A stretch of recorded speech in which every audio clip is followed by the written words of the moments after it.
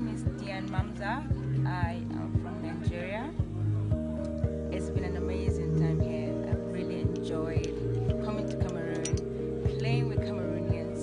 The course is a bit tough. I think it's because of the undulations and hills. But overall, I've enjoyed playing, and I won my match today. I won my match on Thursday. I lost yesterday. But Elisa, my partner, or Mommy Elisa, has been a fantastic person. I would love to play with her over and over, and I would love to invite her to Nigeria for the Ladies Open tournament. It's this year, February.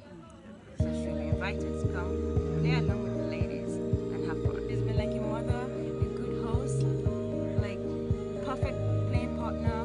We had a good time, went out, we played golf.